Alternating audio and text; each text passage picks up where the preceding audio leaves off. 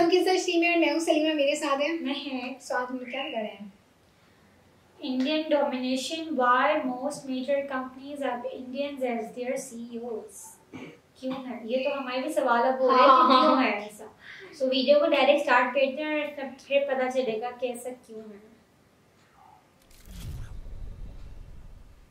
नमस्कार and I welcome you all to world affairs. मैं हूं प्रशांत धवन। नाउ ये जो ट्वीट आप अपने सामने देख रहे हैं आज के समय वायरल हो चुकी है। यहाँ पर Patrick coalition, Patrick by the way मैं आपको ये बता दूं, ये सीईओ हैं ऑफ स्ट्राइप। स्ट्राइप अपने आप में बहुत बड़ी कंपनी है, पेमेंट्स रिलेटेड जो सॉफ्टवेयर है ये लोग डेवलप करते हैं। इन्होंने यहाँ पर ये कहा कि आज के समय गूगल, माइक्रोसॉफ्ट, एडोबी, IBM, पैलो ऑल्टो नेटवर्क्स, उसके अलावा अब तो ट्विटर भी, इन सब के जो चीफ एग्जीक्यूटिव ऑफिसर है, सीईओ, ये अब इंडियन हैं। मतलब कि जो इंडिया में पैदा हुए थे अब यूएस में आ चुके हैं।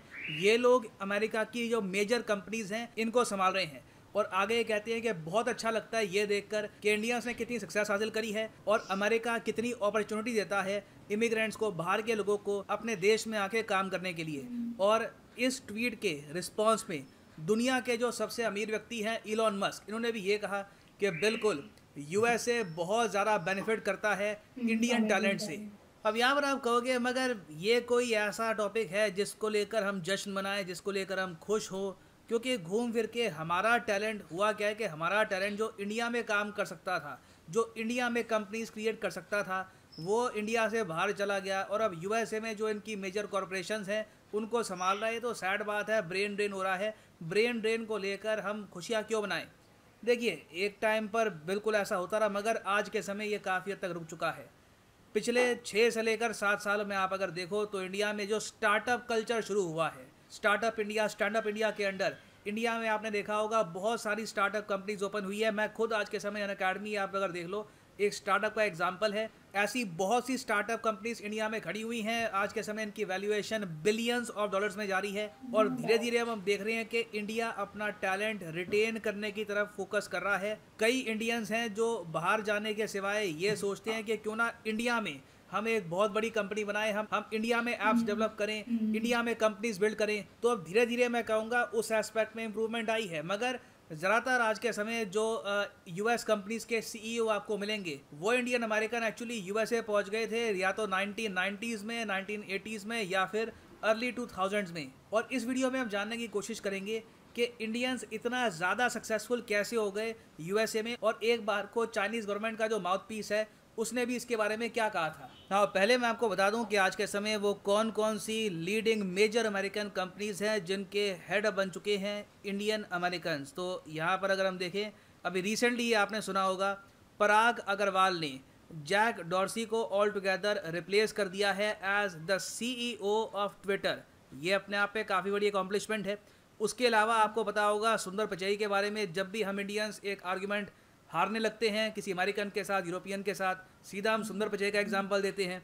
उसके अलावा सत्या नडेला माइक्रोसॉफ्ट को लीड कर रहे हैं। फिर अरविंद कृष्णा भी एक बहुत ही बड़ा नाम है, IBM को आज के समय लीड कर रहे हैं, he is the CEO of IBM। उसके अलावा शांतनु नारायण ये सीईओ हैं एडोबी के, उस कंपनी के जिसके बहुत सारे सॉफ्टवेयर मैं यूज़ करता हूँ, हो सकता है कि आप भी यूज़ करते हो। इस कंपनी के सीईओ भी इंडियन हैं। उसके अलावा निकेश अरोरा ये पैलो ऑल्टो नेटवर्क के सीईओ है। पैलो ऑल्टो नेटवर्क आज के समय क्लाउड कंप्यूटिंग में, साइबर सिक्योरिटी में एक बहुत ही ज़्यादा बड़ा नाम है यूएसए में। और ये तो मैंने यहाँ पे आपको टॉप ऑफ द लाइन जो multi billion dollar multinational corporations हैं जो दुनिया भर में फैली हैं उनका नाम मैंने आपको यहाँ पे बताया है। उसके अलावा भी अमेरिका में आज के समय बहुत सी कंपनीज हैं जहाँ पर CEO, vice president, important positions पे आपको बहुत से इंडियन अमेरिकन मिलेंगे।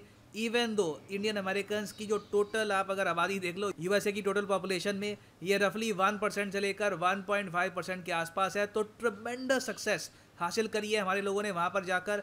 और एक बार को चाइना का जो सरकारी मीडिया है ग्लोबल टाइम्स 2018 में, इसने भी ये बात नोट करी थी। यहाँ पे आप देख पाओगे इन्होंने खुद कहा, चाइनीज़ लोगों ने, ये खुद की असेसमेंट प्रॉपरली करते हैं काफ़ी बार। इन्होंने कहा था कि इंडियंस ने कंप्लीटली आउट परफॉर्म कर दिया है चाइना को ओवरसीज़ कॉर्पोरेट मैनेजमेंट में। अब यहाँ पे आप कहोगे इसका रीज़न होगा ना चाइना अपने जो होनहार लोग हैं उनको जाने नहीं देता। देखो कुछ केसेस में होता है, मेडिकल फील्ड में थोड़ा बहुत ऐसा होता है, मगर ओवरऑल आप अगर देखो यूएसए में सबसे ज़्यादा जो इमिग्रेंट्स हैं वो 3 देशों से आते हैं। नंबर 1 तो है मैक्सिको, मगर मैक्सिको से जो इमिग्रेशन होती है यूएसए में, इसमें से पहली बात तो बहुत सारी इलीगल तरीके से होती है। फिर उसके अलावा जो लीगल तरीके से भी होती है उसमें ज़्यादातर लोग वर्कर्स होते हैं, या तो खेतीबाड़ी में हाथ बढ़ाते हैं या फिर ऑल टुगेदर स्किल्ड लेबर होता है, फैक्ट्री में काम करते हैं। कॉर्पोरेट लेवल के टॉप पर पहुंचने वाले मैक्सिकन जो यूएसए में गए हैं उनकी संख्या आपको बहुत ज़रा कम मिलेगी। फिर मैक्सिको के बाद सेकेंड नंबर है चाइना का। बहुत से चाइनीज़ आज भी हर साल जाते हैं यूएसए में काम करने के लिए, कई चाइनीज़ यहीं पर बस जाते हैं।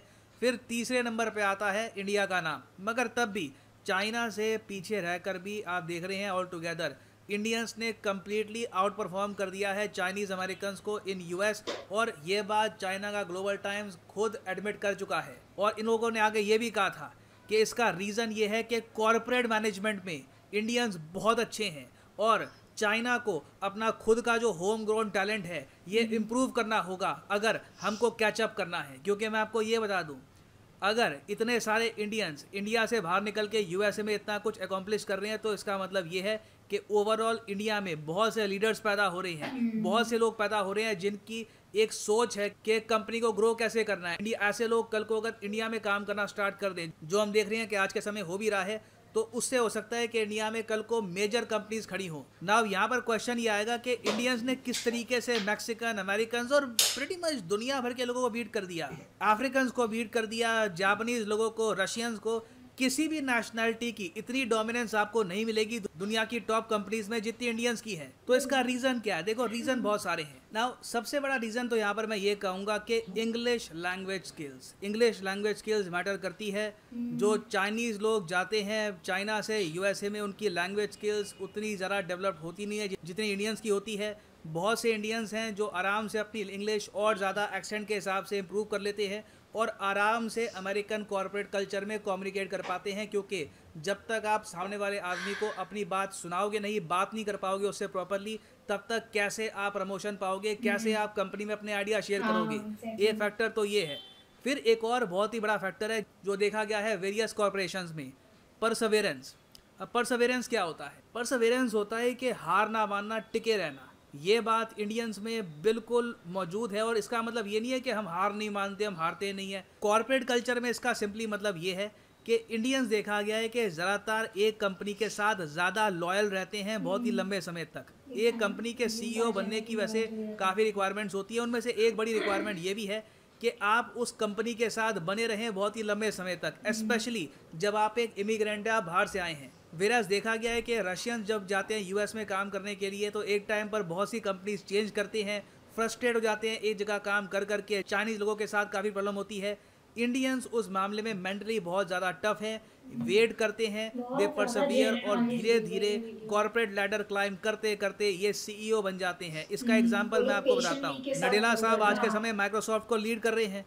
ऐसा नहीं है कि रातों रात इनको कहीं से भी पकड़ के सीईओ बना दिया। ये 2 दशकों तक माइक्रोसॉफ्ट में काम करते रहे, उसके बाद इनको सीईओ बनाया गया था। सुंदर पिचई का एग्जांपल आप अगर देखो तो 2004 से लगातार गूगल में काम करते रहे, तब जाकर सीईओ बने। इंदिरा नूरी जी का एग्जांपल आप अगर देख लो, हालांकि आज के समय पेप्सिको की सीईओ ये नहीं रही है, मगर एक टाइम पर जब ये सीईओ बनी थी उससे पहले इन्होंने 2 दशकों तक काम किया था पेप्सिको में, लॉयल्टी दिखाई थी कंपनी को। उसके अलावा एक बहुत ही बड़ा फैक्टर है ह्यूमिलिटी। जब तक एक ह्यूमन बीइंग में विनम्रता नहीं होगी, उसमें सीखने की इच्छा नहीं होगी, तब तक वो लाइफ में आगे बढ़ नहीं पाएगा। और जब ये ट्रेट आप टैलेंट के साथ, अपॉर्चुनिटी के साथ मिक्स कर देते हो तो बहुत अच्छे रिजल्ट देखने को मिलते हैं। उसके अलावा एक और बहुत ही बड़ा फैक्टर है ईजियर अडेप्टेशन। ये बात जो चाइना का सरकारी मीडिया उसने कही थी 2018 में कि इंडियंस अडेप्ट बहुत ही आसानी से कर लेते हैं। चाइनीज़ नागरिकों को आप देखोगे, फॉर एग्जांपल एक हटके एग्जांपल दे रहा हूँ आपको। अब चाइना के लोग आज के समय धीरे धीरे पाकिस्तान की जो की लोकेशंस हैं वहाँ पे अपनी आबादी बढ़ा रहे हैं। ग्वादर के पास आप अगर देखो बहुत से चाइनीज़ सेटलमेंट्स बननी स्टार्ट हो गई और चाइना के लोगों को खुद का अपना एक स्पेस चाहिए होता है। इनकी अलग से कॉलोनी बनती है, वहाँ पे चाइनीज़ फूड आपको मिलेगा, चाइनीज़ वाइन आपको मिलेगी। उसको लेकर अभी रिसेंटली प्रोटेस्ट भी हुआ था। जापानीज़ लोग इंडिया में आते हैं, आपको पता होगा जापानीज़ लोगों के लिए इंडिया में अलग से टाउन बन रहे हैं। वहाँ पे सिर्फ जापानीज़ लोग ही रहते हैं, उनका रहन सहन अलग ही होता है, तो उनको एक अलग टाइप का ही चाहिए होता है। तो ये आप कह लीजिए स्ट्रॉन्ग पॉइंट नहीं है, ये कमज़ोरी है कि ये घुल मिल नहीं पाते आराम से। इंडियंस का अलग ही हिसाब किताब रहता है। हम काफ़ी इजीली अडेप्ट कर लेते हैं, दूसरे के कल्चर को समझ लेते हैं, और ये एक बहुत ही बड़ा फैक्टर है इंडियंस के टॉप पे पहुंचने का। नहीं तो आप अगर सोच कर देखिए, जापान और यूएस के रिलेशंस बहुत अच्छे हैं, तब भी ना के बराबर बहुत ही मुश्किल आपको देखने को मिलेगा कि जापानीज लोग यूएस में गए हो और वो कॉर्पोरेट लैडर चढ़ के सीईओ या फिर कंपनी के जो प्रेसिडेंट है, वाइस प्रेसिडेंट है, वो बने हो। तो देखिए, टैलेंट हमारे देश में मौजूद है। अब तक ये टैलेंट बाहर ही जाता रहा था, बाहर जाकर भी देश के लिए कुछ नाम तो कमाया ही है, मगर अब टाइम आ चुका है कि जो रेपुटेशन हमने अर्न कर ली है कि इंडियंस बहुत ही अच्छे से कॉर्पोरेट कल्चर समझते हैं, अडैप्ट जल्दी कर लेते हैं, जल्दी सीखते हैं, सेम वही बातें हमको इंडिया में दोहराकर अपने जो स्टार्टअप्स हैं इनको स्ट्रॉन्ग करना होगा। और कोई बड़ी बात नहीं है कि भविष्य में आपको एक इंडियन माइक्रोसॉफ्ट दिखे, इंडियन गूगल दिखे, जो दुनिया भर में फैल जाए, दुनिया भर में नाम कमाए। That day is absolutely not far away at all. और फाइनली यहाँ पे मैं आपसे पूछना चाहूँगा कि क्या आपके हिसाब से हम कुछ और स्टेप्स उठा सकते हैं जिससे हमारा जो टैलेंट है इंडिया का, ये इंडिया में ही रहे, बाहर ना जाए? आपके हिसाब से what are the more steps that we can take? लिखेगा इसके बारे में कमेंट सेक्शन में, मैं जानना चाहूँगा आपका ओपिनियन। और फाइनली यहाँ पर मैं ये भी ऐड कर दूँ कि आप अगर यूपीएससी एग्जाम की प्रॉपरली प्रिपरेशन करना चाहते हैं लाइफ में एक बार, तो यूपीएससी कोर्स अनअकैडमी का अवेलेबल है। वीडियो में काफ़ी ज़्यादा इंफॉर्मेशन थी, इवन वो चीज़ें भी थी जो आई थिंक हम दोनों को नहीं पता थी। बहुत जनरल नॉलेज वीडियोस थी, और इस तरह की वीडियोस हम ज़्यादा पसंद करते हैं देखना, क्योंकि इनमें बहुत सारी ऐसी चीज़ें होती हैं जो हमारे लिए खुद भी न्यू होती है ना।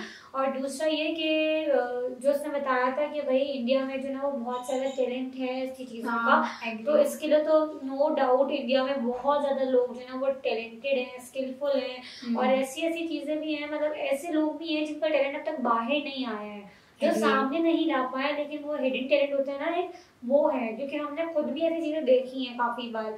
तो आई थिंक कि और इसमें जो बताया था कि वो कितने सारे सीईओ जो सबके नाम बताए थे ना प्लेटफॉर्म्स के, तो दैट्स वेरी ह्यूज, वो एक अचीवमेंट है इनके लिए, और बहुत ज़्यादा अप्रिशिएट करती हूँ उस चीज़ को। हाँ एग्जैक्टली। और ना इसमें जो स्टार्टिंग में जो वो डिस्क्राइब करके जो बता रहा था, जैसे इन लोग में पेशेंट होता है और वो हर चीज़ को लाइक वो लोग गेट कर लेते हैं, और दूसरे वाले कंट्री इतना एडजस्ट नहीं कर पाते उस कम्युनिटी को, उस एरियाज़ को, जिसकी वजह से इसलिए वो इतना चीज़ों को जल्दी से कैच नहीं कर पाते। तो उनको नीड है आगे और ग्रो करने की।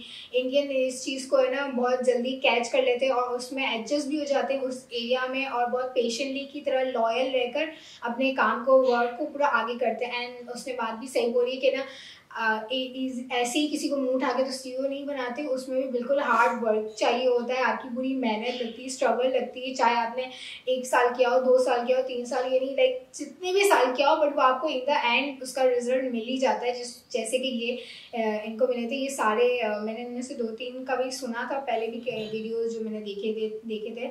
नो डाउट बहुत अच्छा था, हमारे लिए बहुत लाइक यूज़फुल वीडियो थी, जिससे हम लोग को बहुत सारी चीज़ों से हम ये अवेयर नहीं थे, हम लोग को नहीं था आइडिया, तो हम लोग को हिंट भी हो गया और पता भी चल गया, हमारी नॉलेज को भी इंफॉर्मेशन मिल गई कि लाइक ये सब होता है एंड इस तरीके की बातचीत होती है वहाँ पे।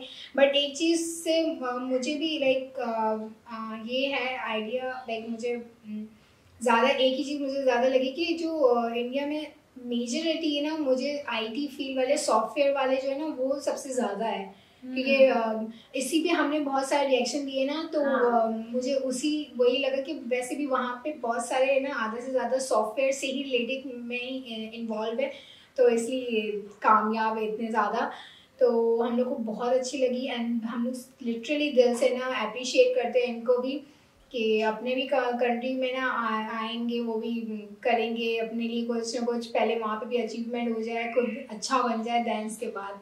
तो वी होप आपको हमारा ये वीडियो पसंद आया होगा। इसी के साथ अपने वीडियो को यहाँ पर एंड करते हैं। और कोई वीडियोस हो तो आप हमें सजेस्ट कर सकते हैं, हमारे कमेंट सेक्शन में हमें बता सकते हैं। तो तब तक के लिए हमारी वीडियो को लाइक करें, शेयर करें, कमेंट करें and don't forget to hit the bell icon. तब तक के लिए अल्लाह हाफिज़।